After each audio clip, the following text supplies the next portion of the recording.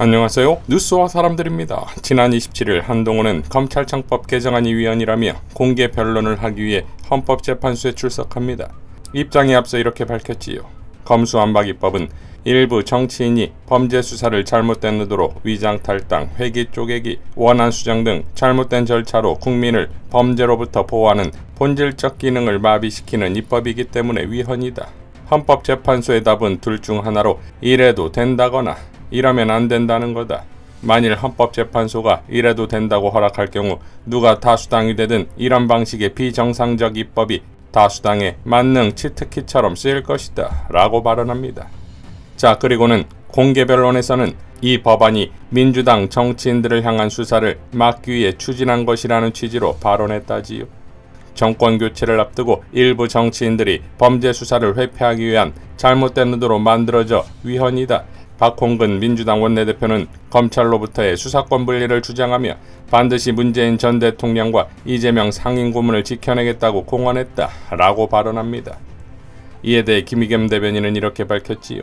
검찰개혁만은 절대 안 된다는 한동훈 장관의 오만과 편견, 검찰개혁이 반드시 필요한 이유입니다.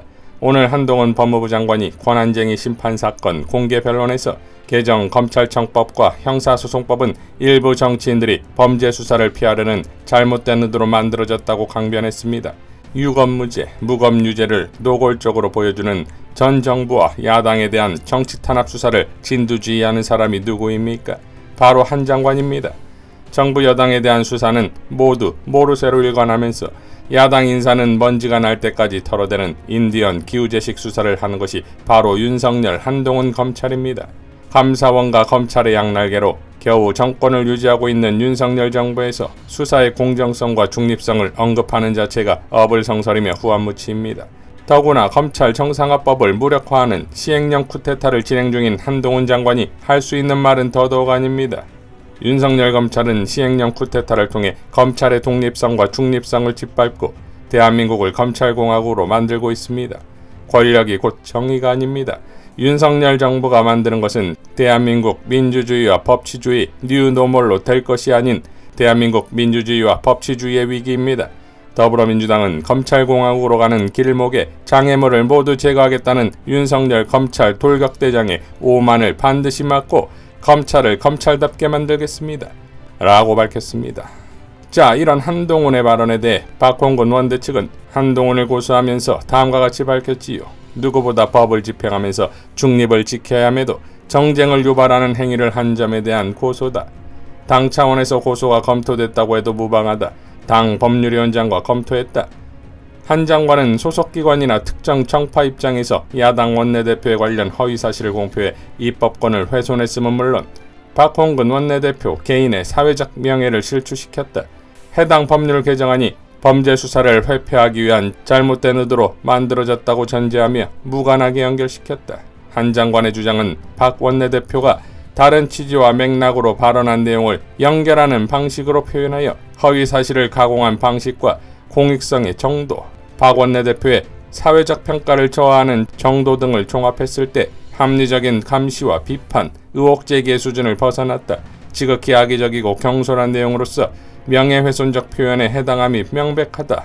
한 장관이 공개 변론에서 위와 같은 발언을 하면서 법무부 홈페이지에 관련 내용을 게시한 것은 정보통신망 이용 촉진 및 정보보호 등에 관한 법률 제70조 2항 허위사실에 의한 명예훼손죄에 해당한다 라고 밝혔습니다.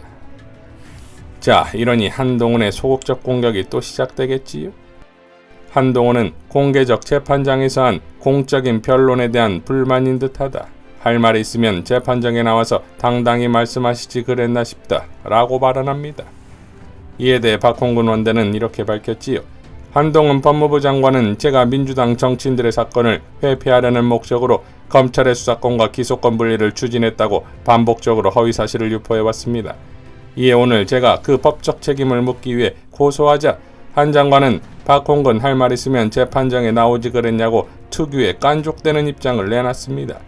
본인이 직접 국회의장을 상대로 청구해놓고선 난데없이 왜 민주당 원내대표를 출석 안 했냐고 자다가 남의 다리 긁는 소리를 거리낌 없이 내놓는 겁니다. 김은국으로부터 안재우 결혼식에 왜 안 왔냐는 엉뚱한 말을 들어야 했던 조세호의 황당함 100% 공감합니다. 법무행정을 총괄하며 법치의 본보기가 되어야 할 주무장관으로서 자신의 사건에 대해 어떻게 대응하고 처리하는지 국민과 함께 지켜보겠습니다. 라고 밝혔습니다. 자, 민주당도 다음과 같이 논평했지요. 한동훈 법무장관의 오만불손, 입법부를 깔보는 것입니까? 우리 당의 고소에 대한 한동훈 법무부 장관의 입장은 오만불손 그 자체입니다. 한동훈 장관은 정치검사의 특권의식으로 국민의 대표인 국회와 국회 다수당인 제1야당을 깔보는 것입니다. 자신이 정치수사로 법집행을 재단하듯 국회의 입법도 마음대로 재단할 수 있다고 여긴다면 큰 오산입니다.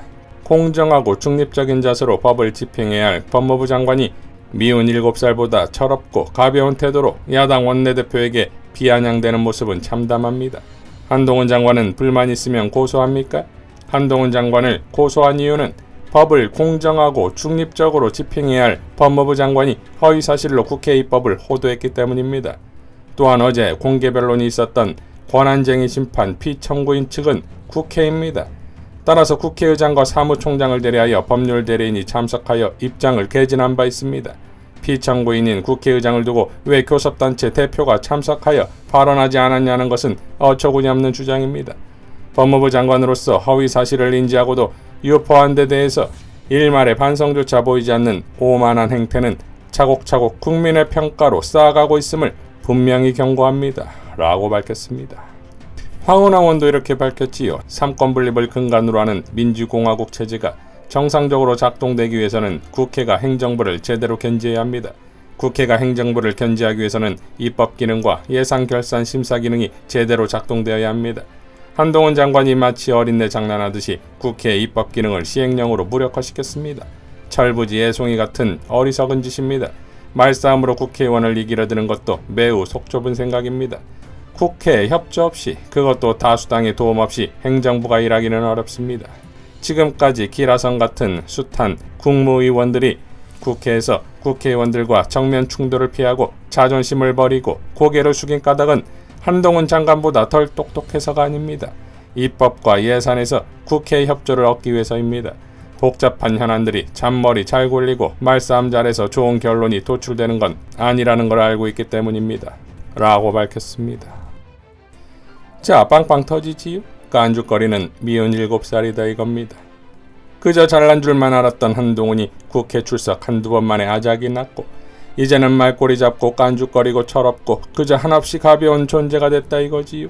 그나마 똑똑하고 논리적일 것이라는 예상도 사안마다 무너지는 것이 검찰청법을 위헌이라고 주장하면서 그에 따른 시행령을 정당하다고 주장을 하는 것이 그야말로 궤변이자 법장난 아닙니까?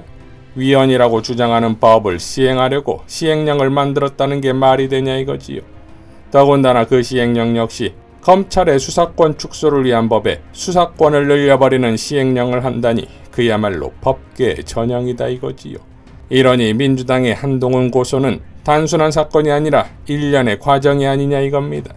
우선 즉각적인 현안, 즉 외교 참사를 이유로 박진 외교부 장관의 해임 건의안을 발표했지요. 그리고 다음날 한동훈을 고소했습니다.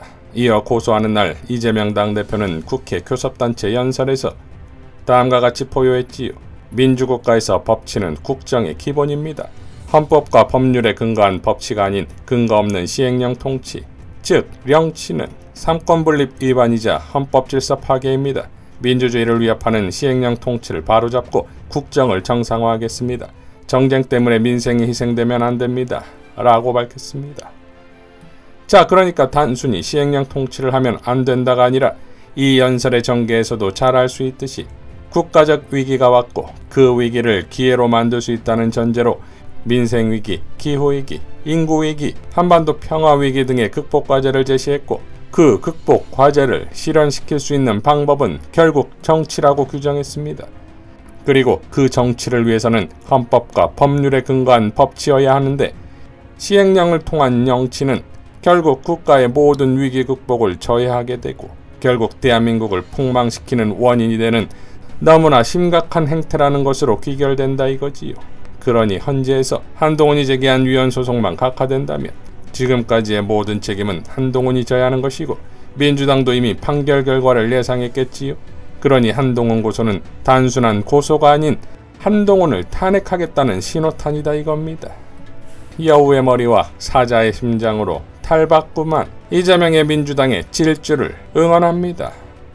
이상 뉴스와 사람들이었습니다. 시청해주셔서 감사드립니다.